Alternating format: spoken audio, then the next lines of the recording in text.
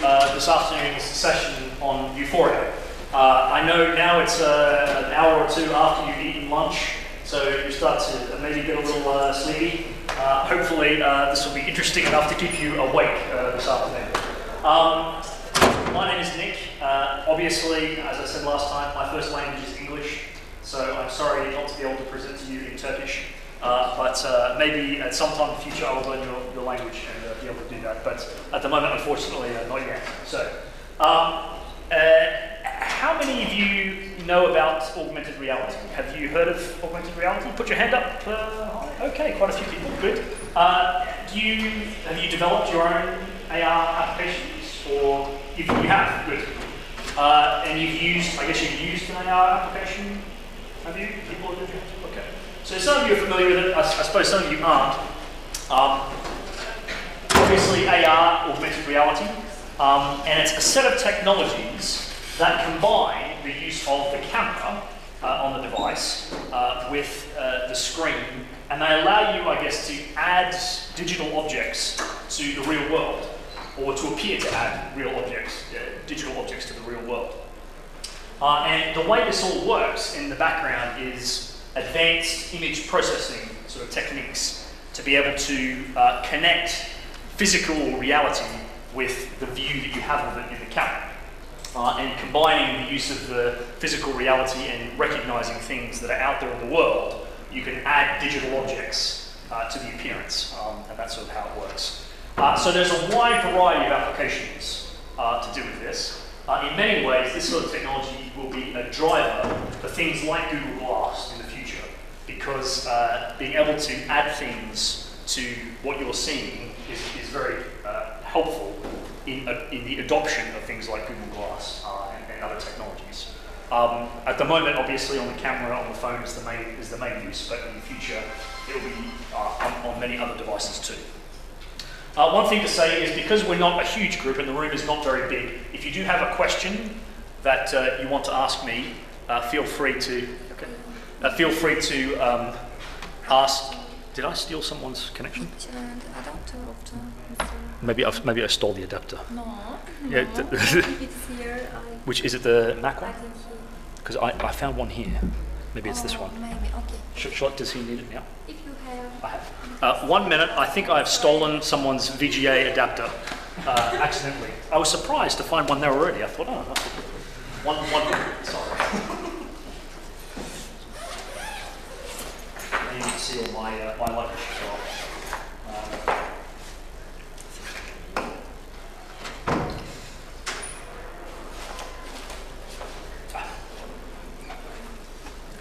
Give him that one. It's the same.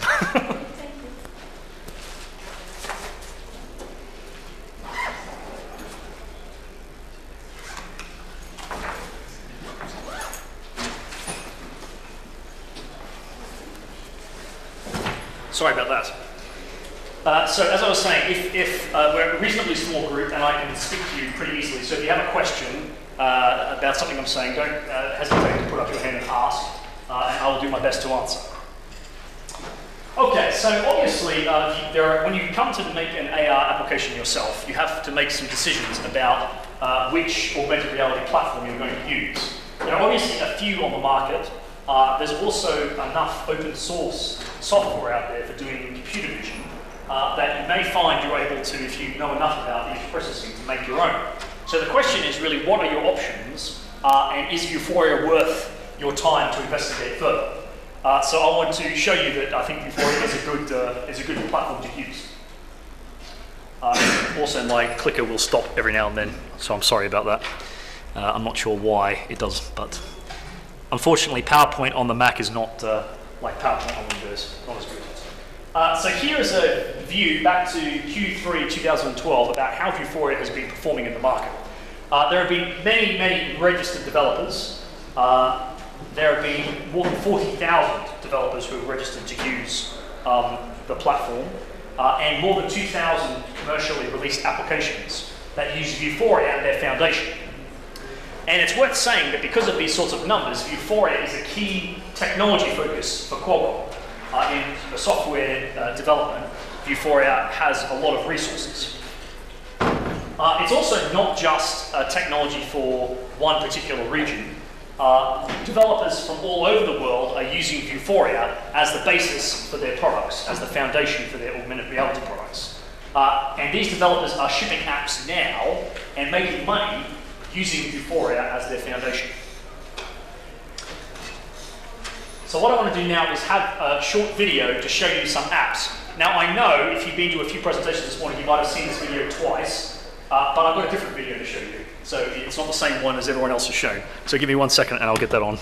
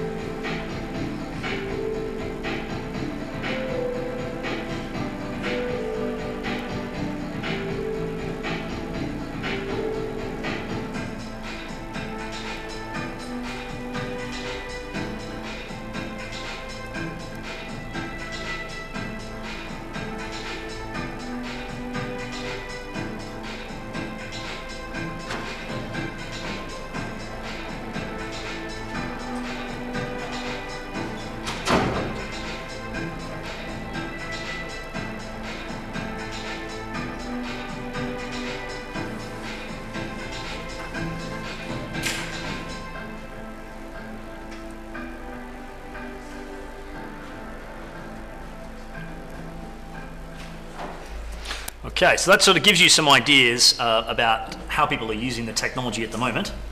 And as you can see, a lot of different companies, many different brands are making use of this in order to enhance the experience consumers have of their products, to drive games and to drive engagement.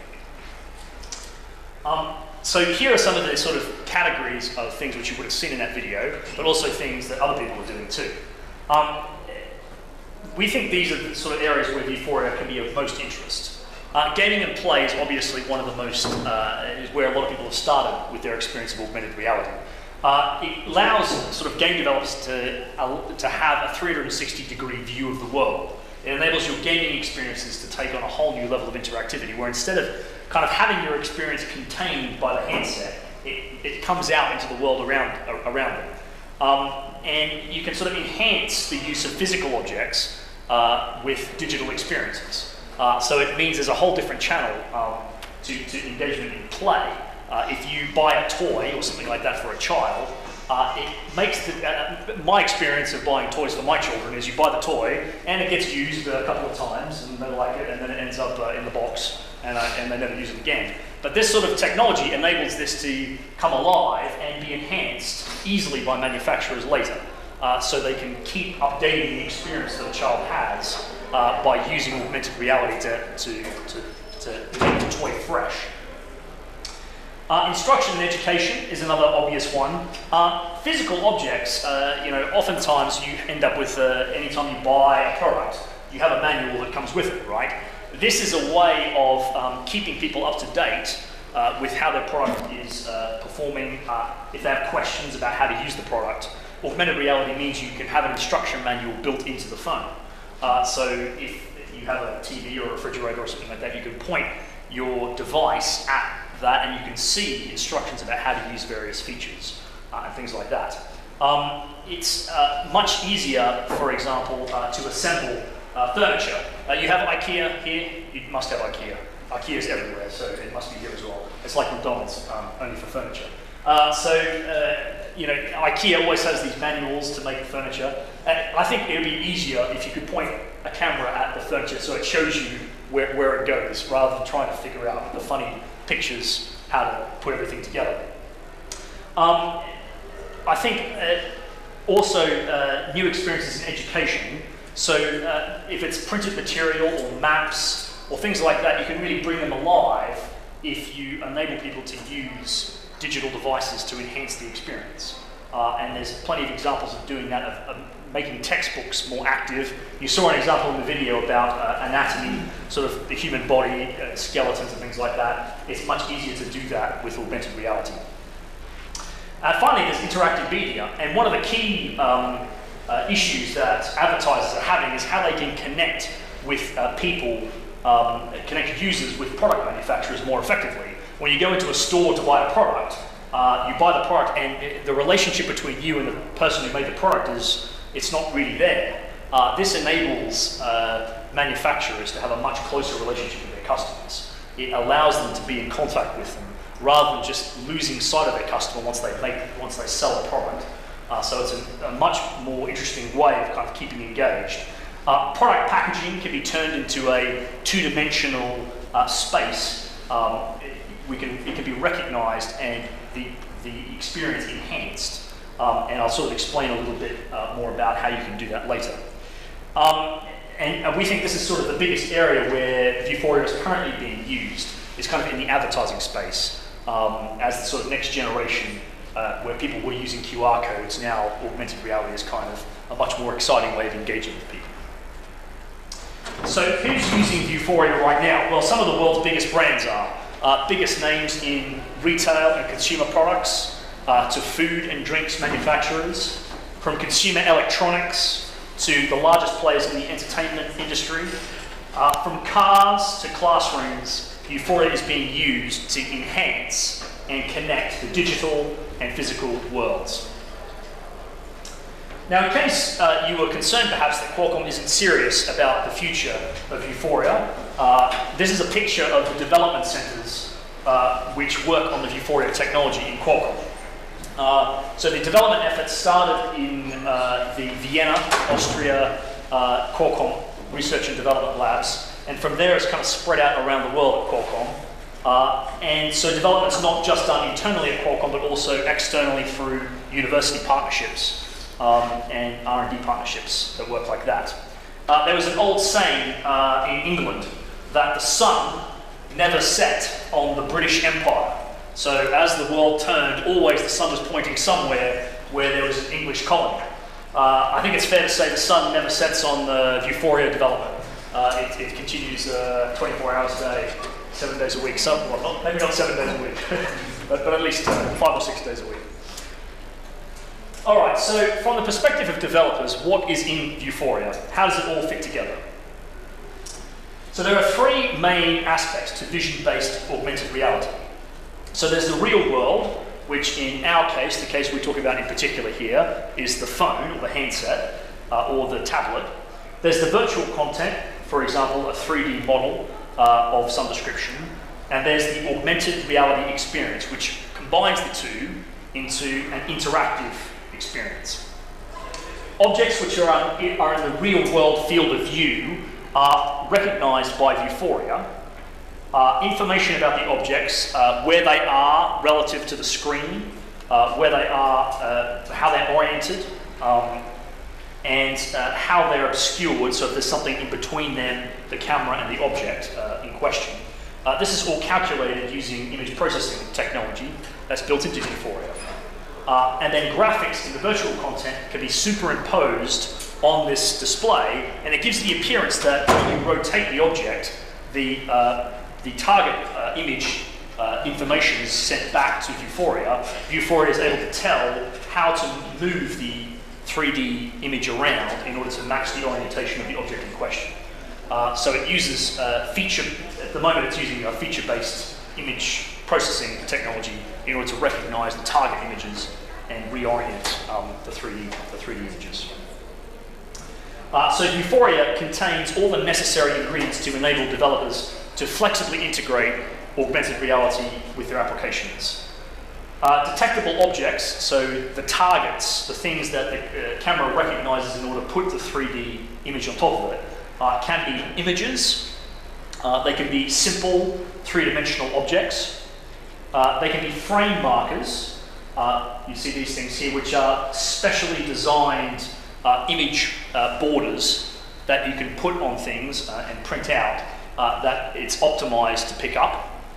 So that if you have an image or something like that that's not very good for image processing, then this is something you can put around the image in order to get it picked up by Vuforia. And you can also have user-defined images, which is quite powerful. It means that a user can take a picture of something, and your application can then use that as the basis for the augmented reality experience later, which is quite powerful. So, as well as this, Vuforia offers you background effects, so things that can happen in the background as well as augmenting the image itself. There's virtual buttons, which enables you to turn parts of what you see in the real world into buttons that the user can then interact with. So if you point the camera at something, you can tap it in order to get some behavior. It gives you video playback, so you can show video on a particular surface. And it gives you occlusion management.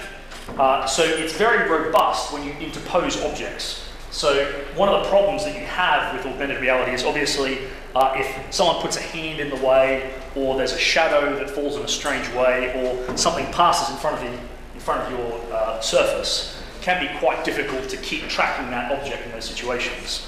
But Qualcomm has done a lot of work in optimizing the behavior so that it's very robust in those sort of situations. So as developers then, why should you use Vuforia for your augmented reality technology? Well, it performs better. Now, Qualcomm, as you may or may not know, hopefully most of you have picked this up now, Qualcomm developed chipsets. They make chips that go in mobile devices, and that's their main business.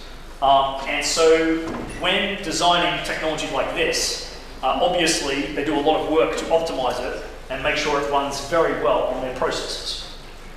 Now, this would not be much interest if it wasn't for the fact that Qualcomm puts the chips in virtually every Android device that you put your hands on. Not everyone, I'm sure, but the vast majority of Android devices run on Qualcomm chips. So for you guys, as Android developers, you can be confident that Qualcomm has looked at making sure that Vuforia functions very well on your target devices. Chances are it will be running on a Qualcomm chipset. It enables very rich sort of 3D experiences.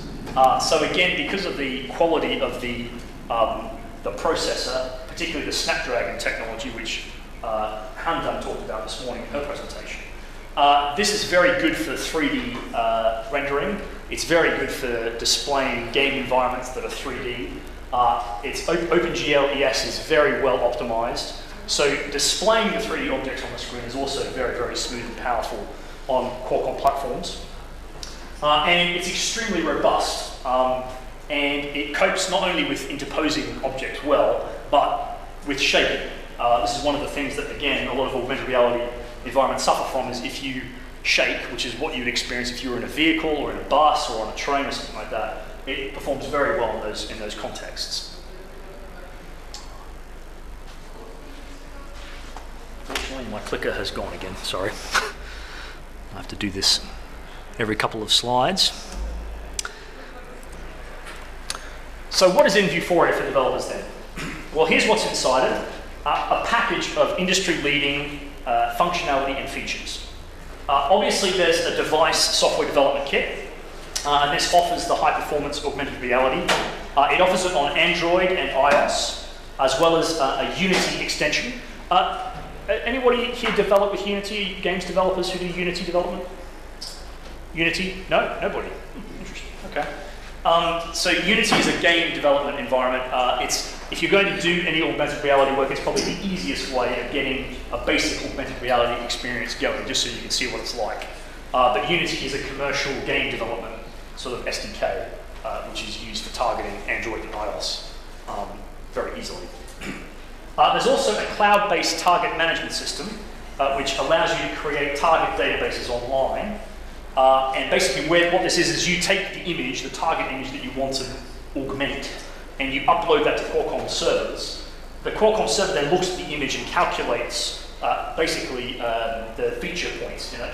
And then it gives you a very small database which you can load onto into your application, or which you can download using the cloud-based recognition system. And that's what basically allows you to recognize these images in the real world of Vuforia. So all that calculation is done by Qualcomm on their server, so you don't have to worry about it. One of the big things as developers, and certainly as a developer that I struggle with, is trying to come to terms with the technology that's badly supported. In other words, you get given documentation. Sometimes, at least in the early days, this is what Android development was like. You had a big pile of documentation from Google, which was sometimes correct and sometimes wrong, and it was a very frustrating experience. It's got a lot better since. But the support structures that are around Vuforia are very, very good, and the documentation is very thorough and complete. And you should go have a look at Vuforia. I think it's vuforia.com, and just check there. But honestly, it's very well supported. The forums, the discussion forums, are very active, and chances are that if you have a question of some kind, it will be answered quite quickly. Most of the questions are answered by the team in Austria or San Diego, but they're very good at answering questions. And there's thousands of active users on those forums too. So how do the sort of developer flows work? How do you develop one of these applications? How does it all kind of fit together? So what I want to show you here is the two basic development flows. There's kind of the traditional version 1 kind of development path, and there's the version 2 path. And I want you to sort of understand the difference here. This is kind of the SDK versions in which this functionality arrived. So in the first instance is basically for when you have a set of images that you're going to base your AR experience on that you know about beforehand and are not likely to change. So in that situation, you can get very good performance by following this sort of path. And what you do here is you take your images and you upload them to the Qualcomm server. It does the calculation, which takes a couple of minutes. And then you download this target database, which you integrate into your application. You then create your app, or you create your content using a 3D modeling tool. So you might be familiar with Blender or 3D Studio or whatever it is you use these days. You create your sort of 3D models in that tool. And then you create your app either natively or using the Unity SDK, and you integrate your 3D model and the target database into the application. And you ship that on the store or whatever, the user downloads it, and all the content effectively is contained in the app. So that's a very basic augmented reality approach, and that's sort of that path there. Now, in Vuforia 2.0, things change a bit. This gives you the ability to get recognition when perhaps your target images are things which are going to change. So perhaps the products that you want to use the augmented reality experience for are not fully released, or perhaps they're going to change over time. But it gives you the ability to update the target images live. So instead of having to download that target database from the cloud, from the Qualcomm servers, it enables you to do it live as the application is running. You can create and use content for lower end devices in this mechanism, and you can also use lighter weight rendering engines to get better performance. It also lets you mix in material from 1.5 SDK, including better performance, 3D graphics, Unity integration, and so on. So here's a sort of flow chart so you can kind of understand these two flows a bit better. So you see here that firstly, as a developer, you upload your content to Vuforia. Yes, where are we? Yes. And this is the target sort of database that gets produced. The target management, the upload image happens here to the web UI. The target management system then produces a target database. And that's something you download from Qualcomm and you integrate in your application as a resource, as you would an image or text file or something like that. You then create your content from wherever that is, and you integrate your material with the Vuforia library, and that basically is how you produce your application. That's where your application lives. So in 2.0, instead of this, I mean, you can still do this, but instead of that, you upload your image here. The image recognition then takes place live, so it uses the internet when you're doing the recognition step. It sends information about the feature points it's spotted in its environment to the server, and then the server on the fly figures out which target database, which target you're seeing, if you're seeing one, and it sends the information about what needs to happen back to the device. So you can see that that allows you to render things in a much more kind of dynamic way and in a very interesting way, because you can always adjust the content, the image content that you're going to have and show to the user. You can always add that later.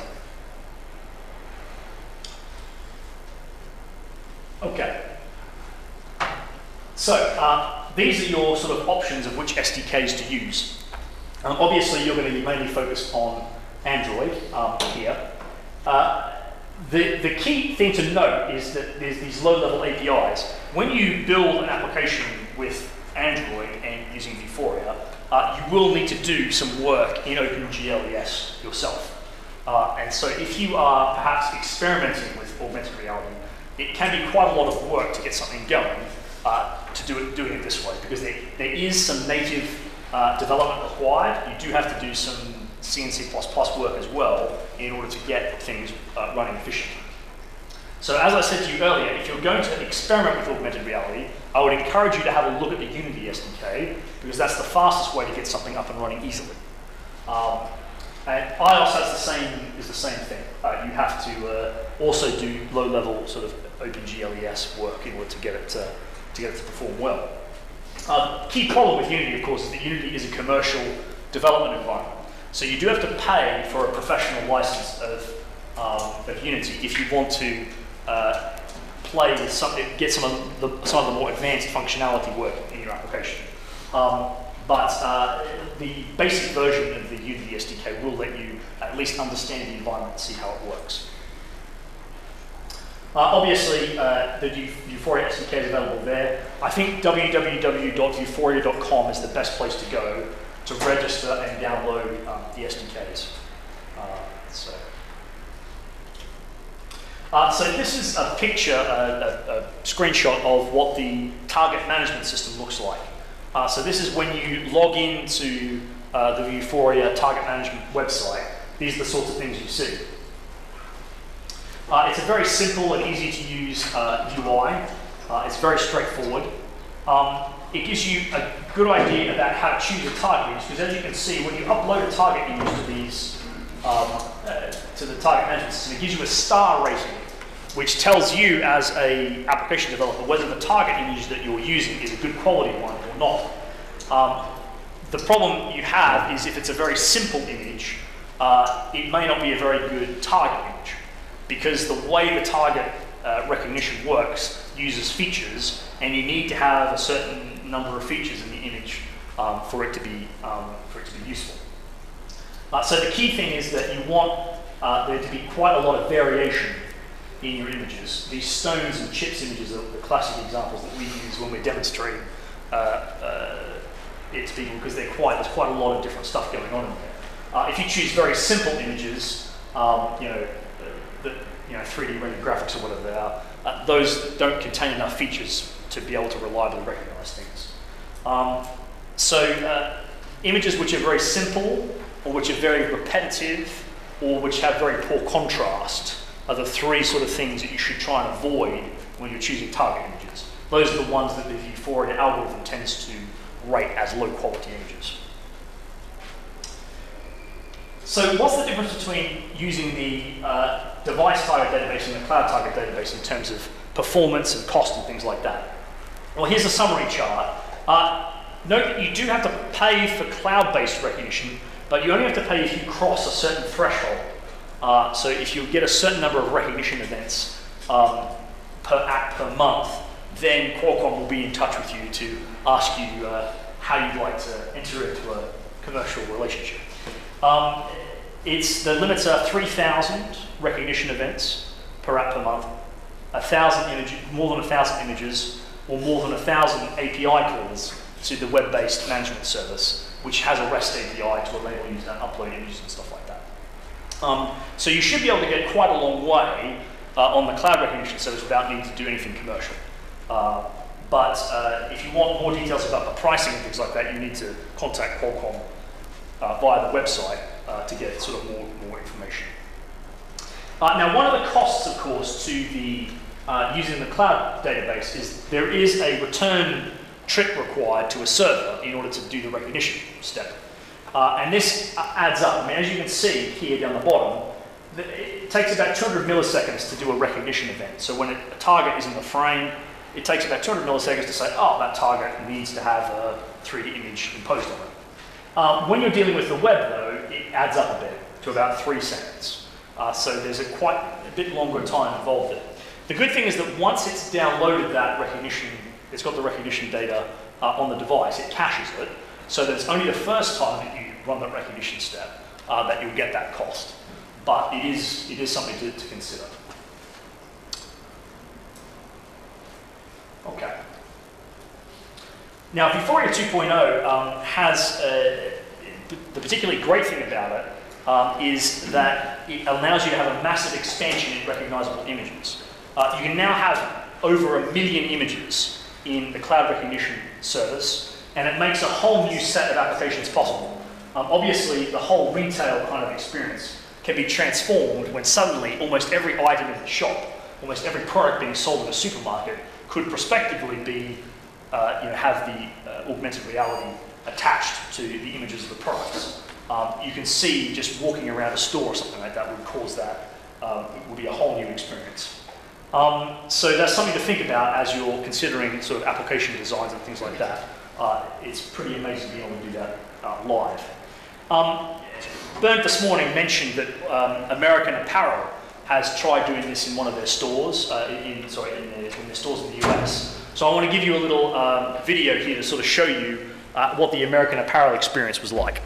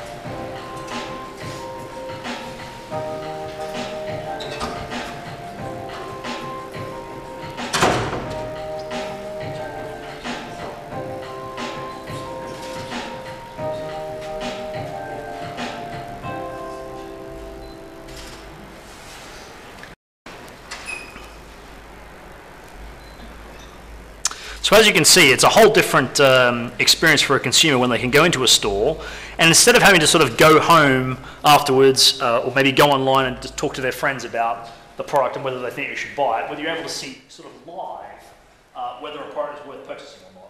And it can really help to reinvigorate that process of buying in a shop when you're able to see all that information right then and there. Okay, so now we're going to get a bit more technical, and we're going to have a look at the API itself and how the Vuforia API actually works.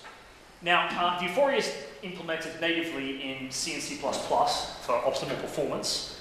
So the examples that I'm showing you here obviously have a library which uses JNI calls and also native C and C++. So you need to do some work in Java, but you also need to do some work in C and C++. Now, Unity examples are available, but since none of you are using Unity, I won't really bother too much with those. But let me just show you what sort of basic sequence for accessing a target database is. So if you remember previously, I talked about the two different paths. There's the 1.5 path and the 2.0 path. This is kind of an illustration for you of the 1.5 path. So the basic sequence of events that you need to go through when you are creating a Vuforia app. You need to initialize the SDK.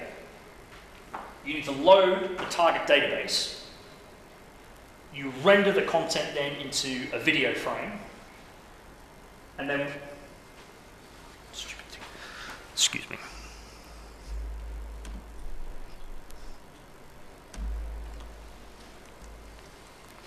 Render the content into the video frame, and then you close the SDK and deinitialize things.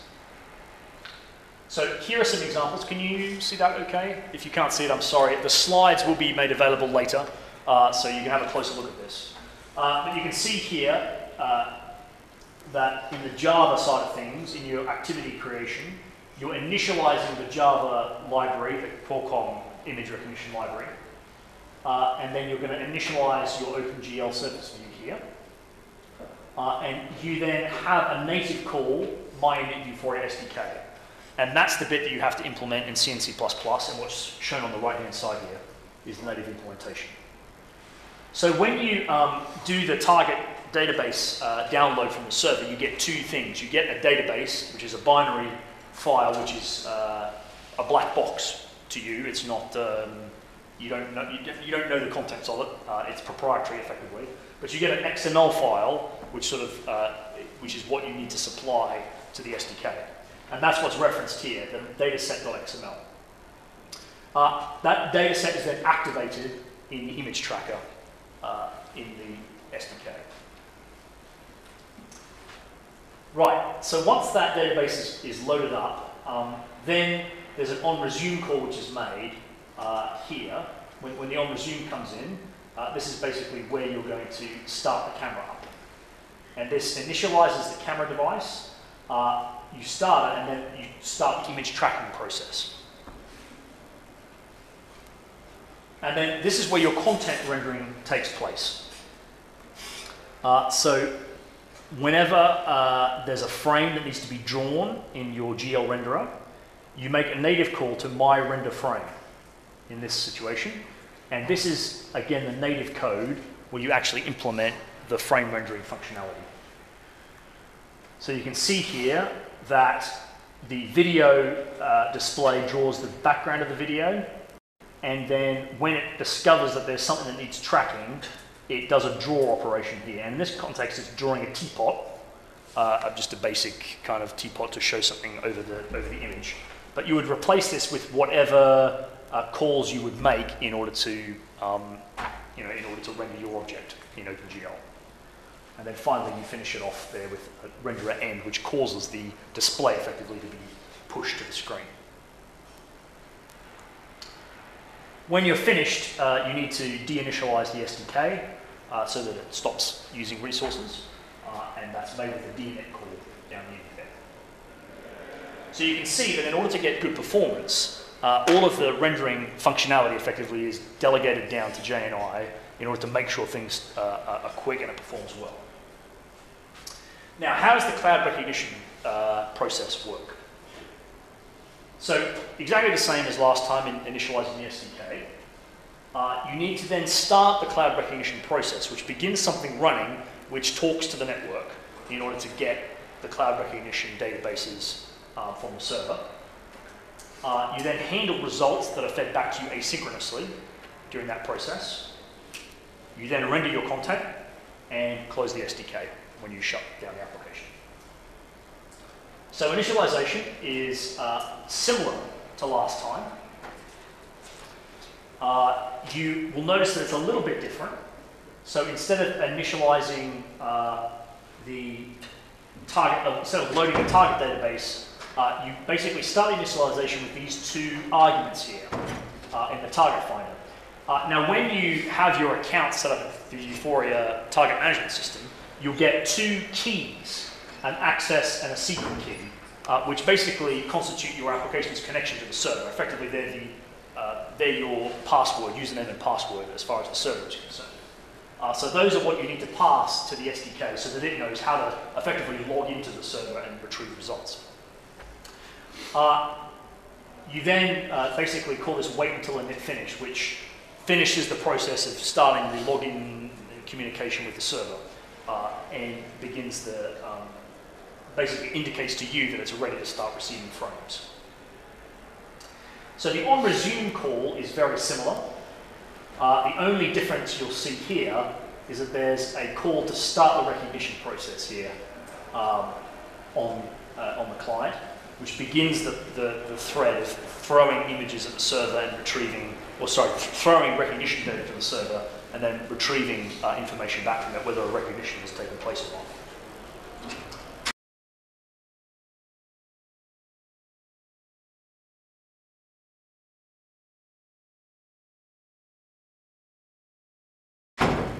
When a result comes in, and this is the called by the Qualcomm library on every frame, effectively you update your search results and then you enable tracking on whatever the result is.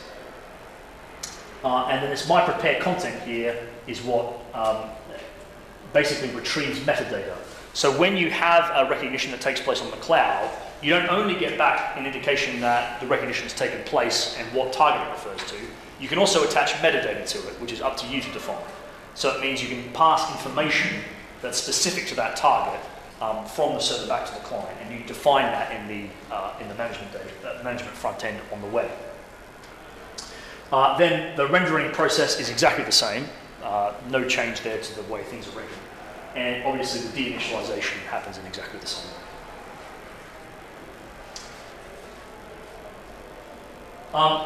Now, I made reference before to the fact that there is a Vuforia Web Services API, and this is a RESTful API that you can use in order to communicate with the target management system. You use the same client and server access keys that you used, that I showed you in the previous slide, and it allows you to add target images and upload them using REST instead of using the web API, the web UI. You can check the status of given targets. That star rating that's assigned to the image is retrievable as well. And you can update and delete targets using the system too. Okay, so that's a very high-level view of how the native API works. We'll have a very brief look at Unity and how you integrate with that. So this is the integrated authoring tool for 3D environments. It makes it much easier to target multiple platforms from a single code base. You can import from a wide variety of 3D modeling packages, and it's all done in kind of a nice UI, a nice custom UI tool. Here's a kind of picture of what it looks like. It's a bit dark and you can't really see very well, but basically it gives you kind of 3D management tools and things like that inside a nice UI. You effectively have a hierarchy of objects here, and you can sort of move the camera around to sort of see what's happening. And with Vuforia integrated, you can sort of simulate the recognition process very easily by using the webcam on your computer, which is a very good way of sort of checking to make sure you've got things working well. It's got built-in support for a whole bunch of different things, including lighting and stuff like that. It's got a .NET-based programming language attached to it. And it's got built-in support for all kinds of scripting. You can write also in JavaScript or Boo, if you know how to write in Boo. And it's got a nice lightweight sort of object system which enables you to reuse components very easily. So how it works is you're able to put trackable objects into your scenes, which allows you to sort of treat your augmented reality services as effectively game screens. And you can then script them with complex logic and get all kinds of AR sort of scenarios enabled that way. So for really simple kind of environments here, you won't need to write very much code. You can see here, this is an example of using virtual buttons. So the developer here is adding effectively buttons to things on the augmented reality service so that people can touch the buttons. In this example here, which is included in the Vuforia SDK, you can change the color of the teapot by tapping sort of different buttons on the service. This is a sort of example of using it with the frames, the special image frames, so that you can put image frames and you can sort of render things into image frames, which is quite useful for displays and things like that. And finally, you can sort of have 2D objects, which can be recognized, and this is how you set up a 2D object for recognition in Unity. So you can add recognition images to different sides of a simple 3D object. Qualcomm also wants to say that Vuforia are hiring. Go and have a look at the Qualcomm career site if you're interested in the image processing side of things or Vuforia development. And developer.vuforia.com is where you need to go to sort of get all these tools and resources. Good. That's basically it for the presentation. Does anybody have any questions? I don't think we have very much time, but a couple minutes? Yeah, okay. So any questions that I can answer for people? Has anybody used Vuforia yet? Nobody? Goodness. Okay. Good. We've talked about the licensing of Unity. Yes. But we haven't talked about licensing of Vuforia. Yes. So Vuforia is not open source, but there is no licensing cost.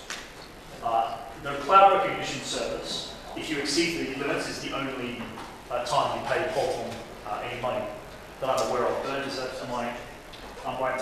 Yes, correct. But the threshold is quite high, so usually you only charge companies like American Apparel. But this model allows you to use Vuforia free of charge if you stay under a certain number of incidents, for example. So in 95% of the cases, Vuforia developers can completely free of charge use Vuforia. Yep. So most of it will be free for people. Yep. Do you have any intention to include dynamic rendering of the items, for instance, changing the light direction or according to the scene? Yeah, so this is entirely under your control, and it's very possible to do that already in Vuforia. Because you basically control the OpenGL environment in which this is taking place, you can move around your lights and change the content of the scene entirely yourself. Vuforia doesn't really cover that aspect of things. Vuforia is mainly worried about getting the recognition to take place and telling you that, yes, a trackable object is appeared in the frame. It's then up to you as the developer to how you want to put the 3D data into that frame.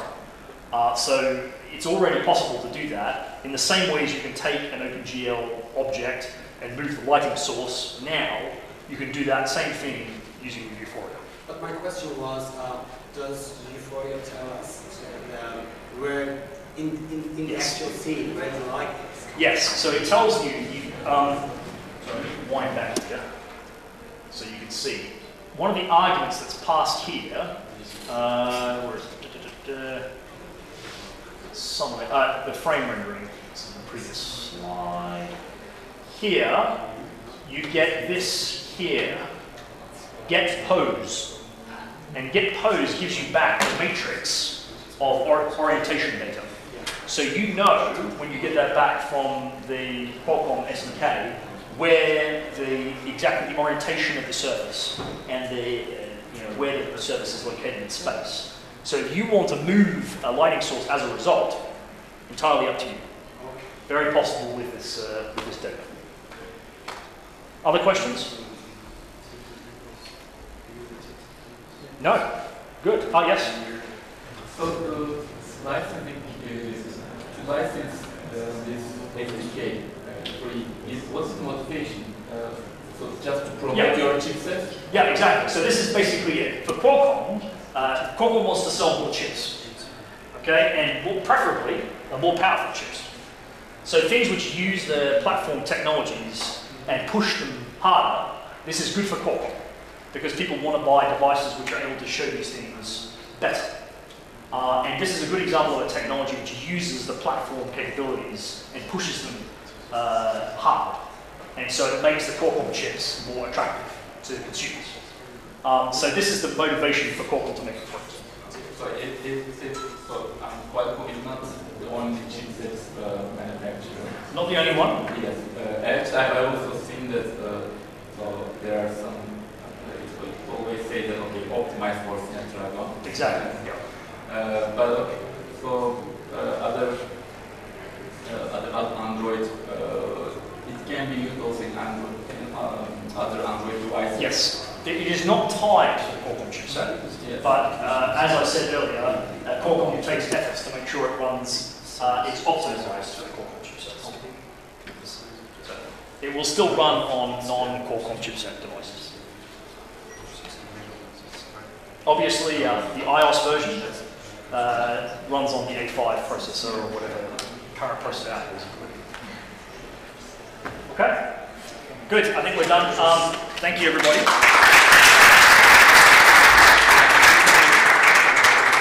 Now I have to give away a book for the best question. And I think I'm going to give you the book for the best question today. Thank you very much.